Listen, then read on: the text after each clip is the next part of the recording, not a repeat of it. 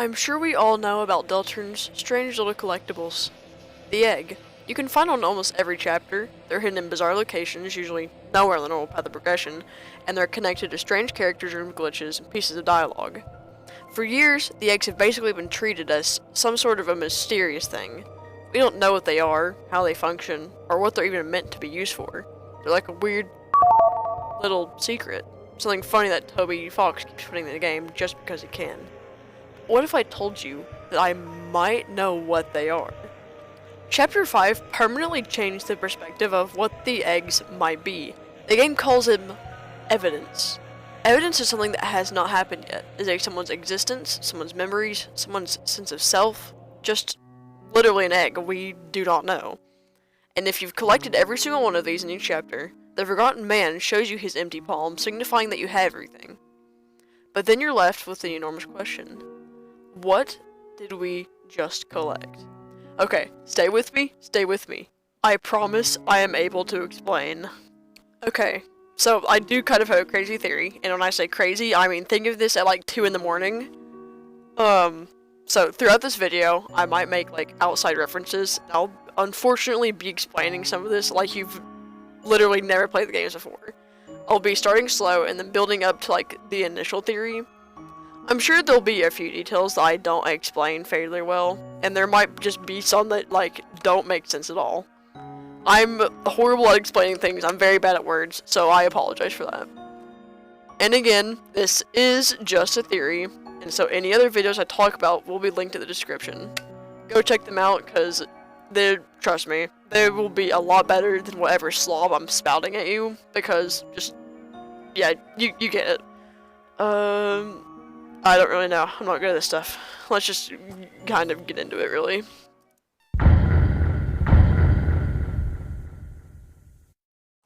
So, I'm going to start this off by directly saying what my theory is. My theory is that the eggs are like not just Easter eggs, they're pieces of something bigger. More specifically, I believe they are physical fragments connected to Gasters shattering across space and time, and that the player has been unknowingly collecting these pieces throughout Deltarune. And whenever I say that, I don't like necessarily mean that each egg is literally a chunk of Gasters' body. The idea is far more broader than that. The eggs could be pieces of his existence, pieces of his memory, his identity, or pieces of information. Even something that Gaster, it could be something that Gaster created in order to reconstruct himself. The important thing is that I think the egg hunt is a part of a process of putting something back together. And if that's true, it would explain a lot of things that Deltarune has been setting up since the very beginning. Like, why does the voice talk directly to us, not just like the character? Why does it talk to us, the player? And then why did we create a vessel that we were not allowed to use?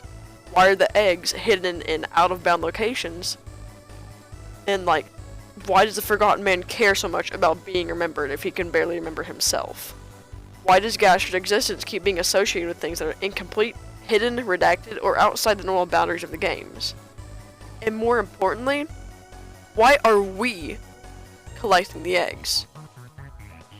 So, to explain this, I want to start with the main points that I think connect all of these pieces. Why were we chosen? Gaster plays a part in the creation of Deltarune. We created the vessel for Gaster. The Forgotten Man is a rendition of Gaster, and the eggs are pieces of Gaster. So, that's the basic progression of it. And I'm not saying that, I'm not like claiming that every single part of this is confirmed. I mean, so a lot of this relies on speculation of like Gaster even being connected to the Forgotten Man and all of this stuff. It's just a theory. Could it be a possibility? Yes. Could it be easily disproven with opposing evidence? Probably. I don't know. I did not look into it that deeply. This is just my take on what the eggs could possibly be.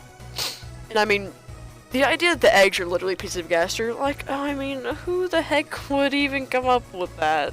Anyways, we don't have a character that like outright says, hey, those eggs you got are Gaster, bro. I mean, obviously not.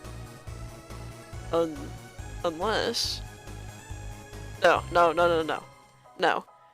But what we do have is the fact that Gaster is shattered across time and space, and there are massive amounts of evidence that something connected to Gaster is communicating with the player. that the player is being involved in an incomplete process, and that the eggs are being collected across exactly the kinds of strange spaces that Gaster is associated with. And so that leads to my question. What happens if all of those things are connected deeper than we think? And I think the answer to that starts with the mysterious voice. I'm sure we're all familiar with the intro sequence of the game, yes? I mean, you create a vessel, you get to do all this cool stuff with the character creation, you either love it or you hate it. And then your creation gets to be discarded. But we'll talk about that part later. Let's deep dive, oh my goodness. Let's dive deeper into why we're speaking to this entity. We aren't talking to Chris here. The voice isn't talking to some character inside the world. They don't even exist in this sequence yet. The voice is talking directly to us, the player. Are you there? Are we connected? Okay, so there's already one important point. The game has already established within the first few lines of dialogue that whatever is speaking to us knows that we exist outside of the character we're controlling. This isn't the first time the entity, or something extremely similar to it, has spoken to the player. Before Deltarune was publicly revealed, the mysterious messages appeared through the official Undertale/Deltarune Twitter account. They were looking for us, as we were looking for them. The voice described something as incomplete, and it wanted to show us that something. It said our answers would help it approach its realization. Think about that. Something is incomplete, the player is contacted, we participate, and through that participation, the incomplete thing approaches its realization. Then Deltarune begins with almost exactly that relationship. We're connected. We're asked questions, and then we're instructed to create something. And so, if the voice is Gaster, then this starts to look very different. The player may not simply be playing Deltarune. We may have been recruited to help complete something that Gaster himself cannot complete alone. But we know that already. Because Gaster is one of the only characters in Undertale who is explicitly described as being fragmented across reality, it would make sense as to why he is trying to contact us. But really, why did he choose us? And it's because he knows we exist outside of the game too, and that whenever we participate, something may eventually allow him, or something connected to him, to become whole or realized again. This is a very interesting setup, because the player isn't just being told, oh, welcome to the game, here's all this stuff. We are being told that this entity and you are connected, and apparently we need each other too. And no, I'm off script. But then they go silent. We do not hear from the voice again for a while. That is, until we reach chapter 4. Well, he spoke to us during the Roaring Night fight in chapter 3 too, but I can't really connect anything to those, yet. No, nothing connected them in 20. I'm just saying words, sorry. But anyways, during the end credits, they refer to Deltarune with a certain possessiveness.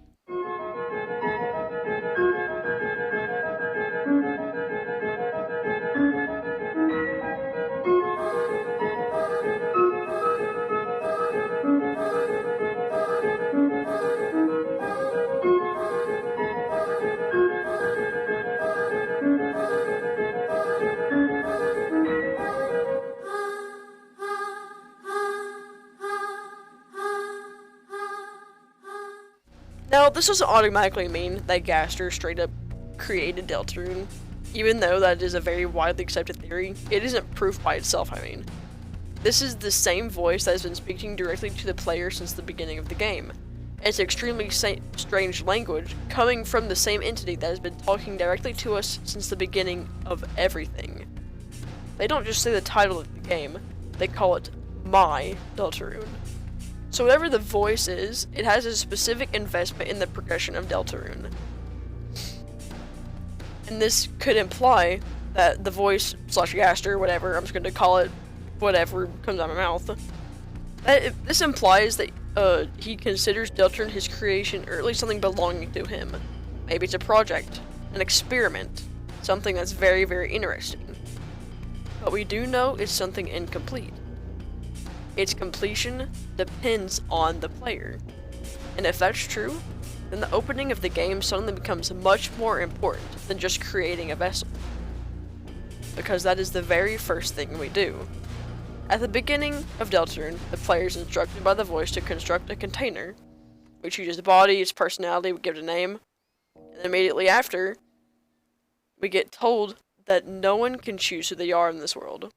And we're denied it. We do not want to get to use it, we get Chris instead. At first, this looks like a discarded tutorial gimmick, but there's a problem with that. The vessel isn't truly erased. The vessel's information is retained inside of the game's completion data. The player's answers aren't simply deleted from existence, they aren't as meaningless as they're made to be, and internally, the vessel is associated with the name Goner. The creation device is even called device_GonerMaker. And that is a very interesting word choice considering that this can directly connect the vessel to the grayscale Goners associated with Gaster and Undertale. So, why preserve the vessel at all? Why let us build a body, customize it, name it, and then refuse to let us become it? I think that this creates a very important distinction. We can create a body, but we don't decide who gets to exist inside of it. The vessel may not have been intended for the player. We unknowingly created a body for something, or someone else, to eventually inhabit.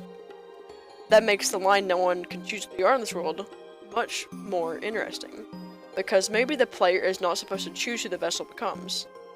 Maybe someone else already has that choice. It wasn't discarded because it was useless, it was discarded because it's not ready yet. And there are some, like, a ridiculously large number of little details connecting the vessel and the voice to Gaster. All of that. I mean, the voice uses uppercase dialogue, it uses strange spacing and speech patterns, there are similarities to Enter 17, another hymn uses a motif associated with Gaster's theme, the 666 connection through the game's typing system, the survey program has the version number 0.6.6.6, naming the vessel or creator Gaster causes the introduction to restart, the vessel is grayscale, monochrome, and the vessel is internally called Goner in the game's files. Individually, I mean, some of these could just absolutely be jokes, some could just be Easter eggs, and then some could be Tilly Fox playing a little funny hee-hee-ha-ha joke. But it absolutely could have a deeper meaning. Because all these details are surrounding one specific thing, that brings us to the next point. If the vessel is potentially waiting for somebody, who exactly will need it? And so, we return to Undertale. The idea that Gaster is fragmented isn't something we as a community or fandom had to invent. Undertale directly tells us what happened to WD Gaster. One of the Goners in Hotland says that Gaster is shattered across time and space, and that he's holding a piece of him right here. A piece of him right there. That is crucial, because the game explicitly establishes that Gaster can have physical pieces and just throws it in our face. And shattered across time and space isn't just a poetic way of saying that he died or went on a cozy vacation in the Bahamas. It's a description of fragmentation across reality itself. Gaster has been broken apart, his existence is scattered, and Gaster's known appearances are already associated with hidden and abnormal game stage, such as the fun value events involving these Goners and the monochrome door that the mystery man appears behind in Waterfall. And now, the bridge between Gaster and the recurring objects that are between these spaces. The eggs. Gaster is fragmented across time and space. The eggs are fragmented across chapters, and the player collects the fragments. And now, we can finally talk about the eggs. Thank God!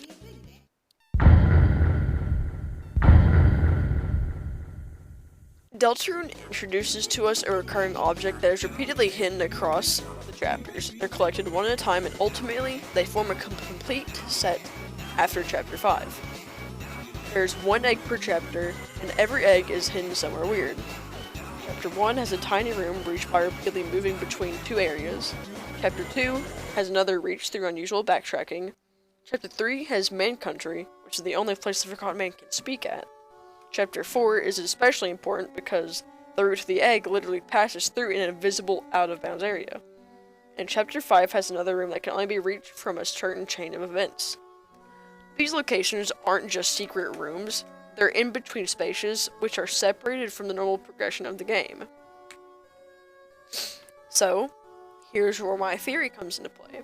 If Gaster is fragmented across the boundaries of reality, where would you expect his just quote-unquote pieces to be? Inside the normal world, on the route that we're supposed to take, or somewhere that's between it? Deltarune repeatedly makes supposedly important secrets and interactions accessible through broken or abnormal boundaries. You have to go somewhere you shouldn't. You have to move in a strange way, exploit a transition. You have to find something the game does not want you to find normally. And eventually, you're given an egg for your troubles.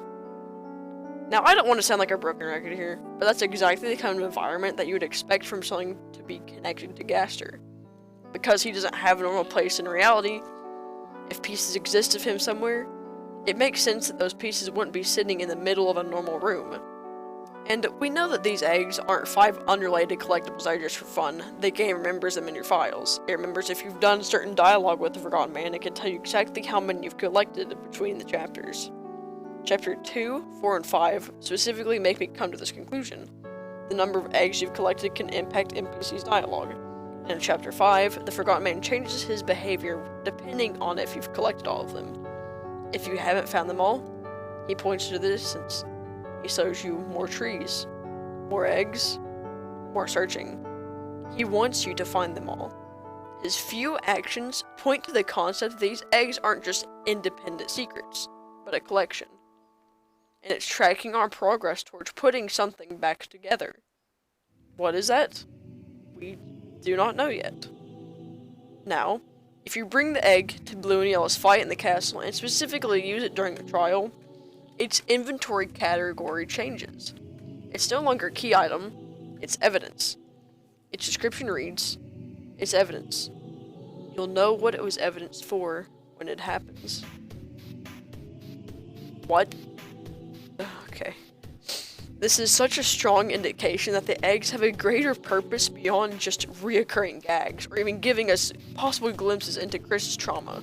The game directly tells us that these things have a future significance. Its category physically changes. And if the eggs are fragments of Gaster, then maybe collecting them isn't simply reconstructing him. Maybe we're gathering the evidence necessary to recognize what happened to him. Or what will happen when the pieces are finally brought together. And the timing is especially suspicious, because this only happens immediately after the 5th egg is obtained. The collection is reaching completion. And the game just tells us that we do not know what we have just collected. And Chapter 5 establishes the very clear binary. If you've missed eggs, you keep searching. But if you have all of the eggs, you have everything. That means the eggs aren't just individual secrets. And this is where things get really weird. Because after you've collected everything, Chris gets the feeling that they shouldn't search for the Forgotten Man anymore. Even though the narration goes out of its way to tell us they weren't actually searching for him in the first place. So what exactly just happened? Why does completing a collection suddenly feel like an ending for looking for a person? And that brings us to to the Forgotten Man's empty palm. I wouldn't claim that this proves the Forgotten Man to be Gaster, but it's kind of evidence for it, maybe. Not exactly sure yet. He doesn't say that he has no more eggs. He literally gave away all of his eggs. But symbolically, he has nothing left to give. And under the Gaster interpretation, his hand is empty because he's been giving pieces of himself away. The scene feels less like a silly interaction and more like a character communicating something he's unable or unwilling to say aloud. And if he's a rendition of Gaster, maybe that's because he has already given us everything that he can. That's another reason I don't think the Forgotten Man should simply be dismissed as Gaster in disguise. His entire identity revolves around forgetting himself, and being remembered. Forgotten Man gives you an egg specifically so you can remember him. He even asks you whether you'll forget him or not. And then the Chapter 5 egg room is making sure that you have collected everything from him. Now, we compare the two, and we get a contrast. Gaster equals someone who is forgotten. The forgotten man equals someone desperately trying to be remembered. And so, that's why I don't think the Forgotten Man has to literally be Gaster. He could be a fragment, a representation of him, an entity produced by the same phenomenon that that fragmented Gaster, or even a memory of Gaster. And if that's the case, the Forgotten Man giving us eggs may be much more literal than it first appears. He's giving us pieces of himself. Now, this is a little off track. It's a very small detail, but I still want to include it because it can contribute to the evidence of the giving us pieces of himself metaphor. In Chapter 4, you enter this very specific room connected to the egg, and whenever you, draw what you saw behind the tree, Chris keeps messing up, and the drawing doesn't work correctly. Eventually, it becomes a large monochrome smear across the canvas, and then they finally paint the tree over it, and then the egg appears on the canvas next to it. But afterwards, if you interact with a certain box, it triggers the event that Chris washes their hands. And there's a faint gray crease left between their fingers. A crease that they cannot completely wash away. I think the short interaction is very compelling considering the imagery surrounding it. It could be a literal metaphor for the fact that the egg rooms are leaving something behind on Chris, or I believe it could be a metaphor for the connection that we, Chris, and the voice have. It's something that Chris cannot physically wash away. This small detail could explain why the eggs are not ordinary collectibles. The player isn't just taking something from the rooms, but something back is literally and physically coming back with us. And more evidence, the rooms are isolated. They're in between spaces. Green and in between. Gaster's green and in between. But if the eggs are fragments of Gaster, that gray mark could represent kind of residue left by interacting with them. And now here's where things start to get a little bit fuzzy. Remember the egg Noelle receives from the Spamton sweepstakes? She receives a strange white egg in Cat Pitters 2, and she cannot seem to remember its name, and it eventually leaves, quote unquote, due to happiness. Whatever the heck that means. And this is relevant because the egg isn't only confined to Deltarune's actual game world. It has appeared in Deltarune, the sweepstakes, the official website, and Noelle's online life. That is extremely relevant to Gaster, because Gaster doesn't just exist inside the game either. He exists across the boundary between the game, its files, its websites, and the real world. And the eggs do something similar. Gaster doesn't just exist outside the game. The eggs exist outside of the game too. That is huge. That's freaking big. The egg has this unusual metatextual existence. It appears not only across chapters, but across different forms of Deltarune media. So, if Gaster is capable of appearing across the boundary between the game and its surrounding media, then maybe the eggs are another object deliberately designed to cross that boundary too. And it makes perfect sense. Well, to me it might. I don't know if this is making any sense to you guys. So now, let's circle back to the title of the theory. No, not Gaster's piles of eggs theory. I mean what I was originally going to name this. Pieces of Gaster. I think this phrase can obviously have more meaning than just pieces. They aren't pieces of his body, but pieces of his existence, like what I mentioned before. Think of everything that can be fragmented. Time, space, memories, timelines, game files, characters, and information. Instead of it being a literal piece of Gaster, it's a container for a piece of his existence. And then suddenly, all of these properties start to line up. Collecting them creates a specific completion state. So, they aren't literally pieces of Gaster, they're pieces of what he is. There's something that Gaster created to reconstruct himself. So now becomes the question, are the eggs part of the process by which Gaster can become whole again?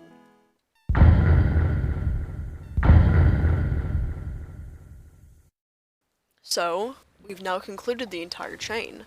Gaster was shattered across time and space, therefore he contacted the player through something connected to him. He asks us to participate in an incomplete process, so the player finds hidden rooms or scattered fragments of a forgotten man across the game's intended boundaries. And the eggs are explicit evidence for something that has not happened yet. You've collected everything. But what is next? This is kind of like one of the largest holes in my theory. I mean, seriously, what happens next? We have no clue what Chapter 6 or 7 could be, except for the current theories that have been coming out, and again, those are just theories. Even though there's definitely some that could be very plausible. There's nothing left for the man to give us. We have everything, and the game makes us feel like we don't have to search for them anymore. But that doesn't necessarily mean we will stop searching. So, this is, like, my conclusion of it. Because the weird route skips over Chapter 6, I believe that whatever happens in Chapter 7 will reveal what collecting the eggs have accomplished. Now stay with me here. I know this is probably the biggest stretch, but trust me, it maybe makes sense. This is where the egg's new description becomes terrifyingly relevant. The egg hunt may be finished, but the purpose of it is not. If Chapter 5 represents the completion of the collection, it's not the completion of Gasters' reconstruction. The player has everything, we just don't know what that everything is. And so, we return to the vessel, the very body we were not allowed to use, but whose information was still preserved deep within the game. The vessel was intended for the player, and it never was. If we create a body for something else to inhabit, and if the eggs we collect are fragments of Gaster, then maybe the vessel is waiting for whatever those pieces become. Because I don't think it's just some silly coincidence that the game stores the information. I'm not saying he's quite literally going to get put inside of the vessel in a cutscene, because we still don't even know what Gaster truly is yet. He doesn't actually need to be rebuilt. He isn't trying to return. The player's merely helping him become something else. It's the body for whatever Gaster becomes after collecting all of these fragments. Because maybe, just maybe, his goal is to assemble enough pieces of himself to create something new. And this is where I think we have to stop ourselves from making Gaster into a stereotypical villain, because we don't actually know what his intentions are. Is he evil, curious? Does he want to return, escape, experiment? Does he want to create something? Does he want to become something that didn't exist before? We just straight up do not know. So hypothetically, if Gaster created Deltarune to reconstruct himself, that doesn't automatically mean he's trying to destroy anything. Maybe he's just trying to survive. Maybe he's trying to recover the pieces of his identity. And so, this is ultimately why the player is such an important part of the theory. Gaster cannot collect those pieces himself, because they aren't just sitting in one place. They spread across an incomplete world that we were called to help realize.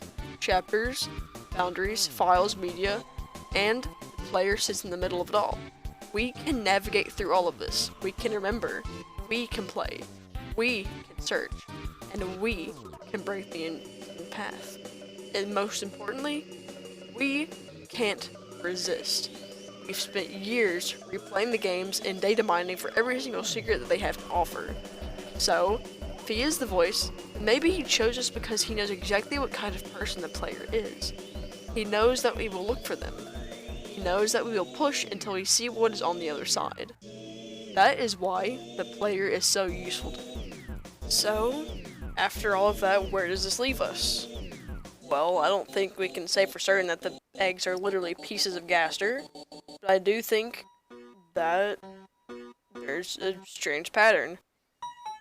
And that's why I don't think the Forgotten Man is Gaster himself. It could be a rendition memory, a representation of someone who has been scattered, and maybe that's why the Forgotten Man is so obsessed with being remembered.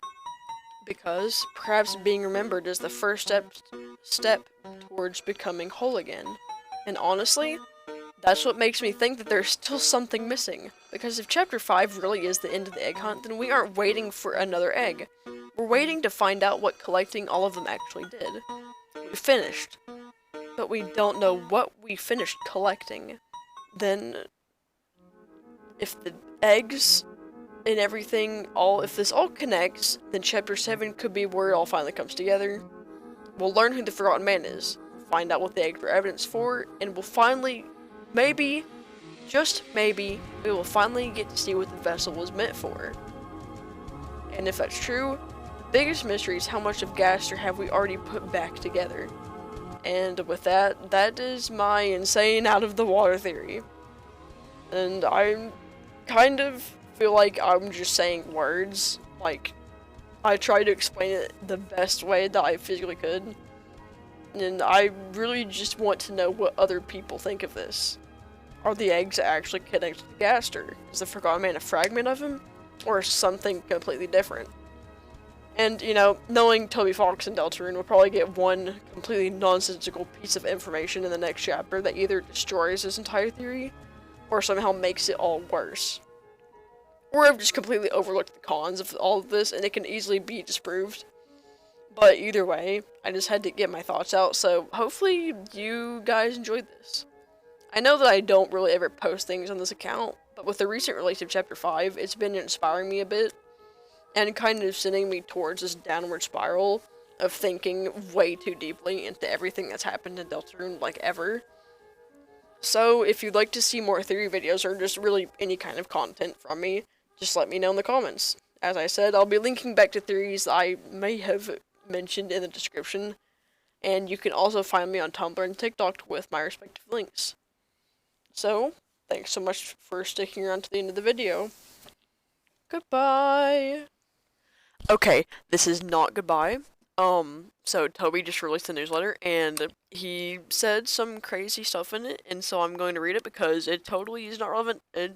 Actually, it's probably not relevant to my theory at all, but I'm just kind of going crazy over it because there's no way that, like, it's so weird. Okay, so with Chapter 5, we completed the last of the necessary setup for Chapter 6 and 7. What is the last necessary setup? This, it makes so much sense kind of in my brain, because, like, you connect the eggs to it and it's like the last necessary setup, and we're not collecting any more eggs in Chapter 6 or 7 because we have everything in Chapter 5. So what does that even mean? And what's being clarified? What does that— okay, I'm just so done. Tobias, whenever I catch you,